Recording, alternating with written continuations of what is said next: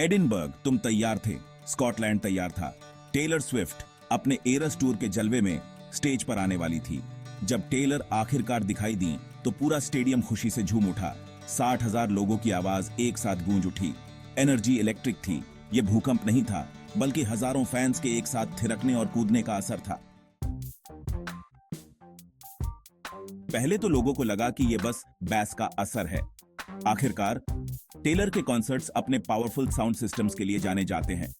लेकिन फिर रिपोर्ट्स आने लगे। स्थानीय सेस्मोलॉजिस्ट्स, वो साइंटिस्ट्स जो अर्थ मूवमेंट्स का स्टडी करते हैं, उन्हें अनयूजुअल रीडिंग्स मिल रहे थे।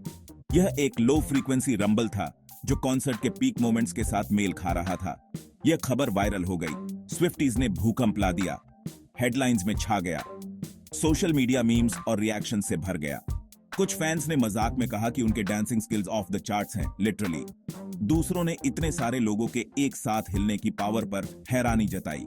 साइंटिस्ट ने जल्दी ही स्पष्ट किया, यह टेक्निकली एक भूकंप नहीं था जो टेक्टोनिक प्लेट्स के खिसकने से आता है। यह एक ह्यूमन इंड्यूस्ड ट्रेमर था, भीड़ की एनर्जी का एक प्रमाण। ये ऐसे समझो, हजारों लोगों के पैर सभी बीट पर एक साथ पड़ रहे थे, जिससे एक मिनी अर्थक्वेक का असर पैदा हुआ।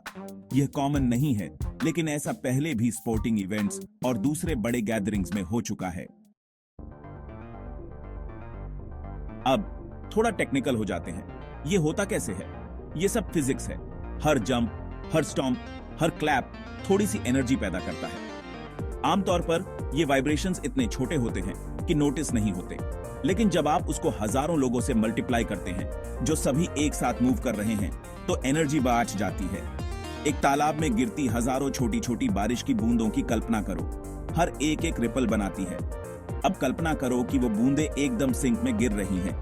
रिपल्स मिल जाते हैं, जिससे एक बड़ी लहर बनती है। टेलर स्विफ्ट के कॉन्सर्ट में यही हुआ। भीड़ के सिंक्रोनाइज्ड मूवमेंट ने एनर्जी की एक लहर पैदा की जो जमीन से होकर गुजरी।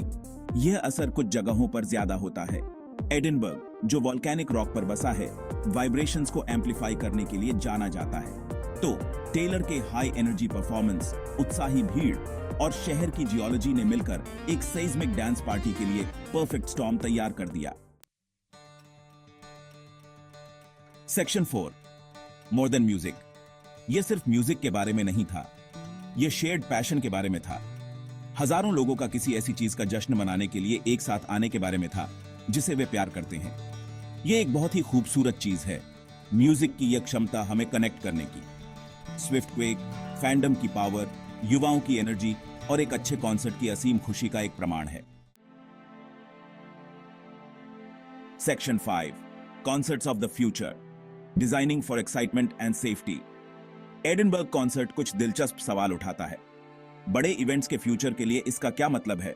क्या हम इस एनर्जी को, इस क्राउडक्वेक फिनोमेनन को किसी पॉजिटिव तरीके से हार्नेस कर सकते हैं? ऐसे कॉन्सर्ट्स की कल्पना करो जिन्हें ऑडियंस पार्टिसिपेशन को मैक्सिमाइज करने के लिए डिजाइन किया गया हो, जहां भीड़ की एनर्जी लाइट शो में योगदान दे या यहां तक कि स्टेज को पावर करे। बेशक सेफ्टी सबसे जरूरी है। जैसा कि हमने देखा है, बड़ी भीड़ काफी ज्यादा फोर्स जेनरेट कर सकती है।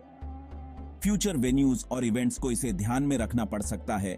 ऐसे डिजाइन एलिमेंट्स को शामिल करना पड़ सकता है जो स्विफ्ट क्वेक इफेक्ट को झेल सकें। स्विफ्ट क्वेक एक याद दिलाता है कि कॉन्सर्ट सिर्फ एंटरटेनमेंट से कहीं बढ़कर हैं।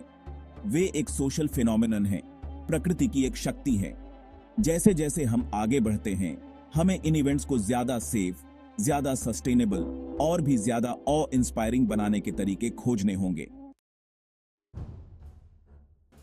Section 6, Taylor Swift a force of nature. Taylor Swift, चाहे उनका इरादा रहा हो या ना हो, मेगा कॉन्सर्ट्स के इस नए ईरा का एक सिंबल बन गई हैं। उनका म्यूजिक, उनका अपने फैंस के साथ कनेक्शन, उनकी शीयर स्टेज प्रेजेंस, ये सभी मिलकर एक ऐसा एक्सपीरियंस क्रिएट करते हैं जो सिर्फ एक कॉन्सर्ट से कहीं बढ़कर है। यह एक इवेंट है, एक हैपनिंग है, प्रकृति की एक शक्ति है। स्विफ्टक्वेक बस एक रैंडम घटना नहीं थी। यह बरसों की कड़ी मेहनत, समर्पण और एक ऑडियंस के साथ मैसिव स्केल पर कनेक्ट करने के लिए क्या चाहिए होता है, इसकी गहरी समझ का परिणाम थी। कनेक्शन और शेयर्ड एक्सपीरियंसेस के लिए तरसती दुनिया में टेलर स्विफ्ट ने हमें दिखाया है कि क्या संभव है। तो अगली बार जब आप किसी कॉन्सर्ट में हों, और आपको जमीन हिलती हुई महसूस हो तो याद रखना, आप सिर्फ म्यूजिक नहीं सुन रहे हैं, आप किसी बड़ी चीज का हिस्सा हैं। आप एक मूवमेंट का, एनर्जी की एक लहर का हिस्सा हैं जिसमें पहाड़ों को हिलाने की ताकत है, या कम से कम उन्हें थोड़ा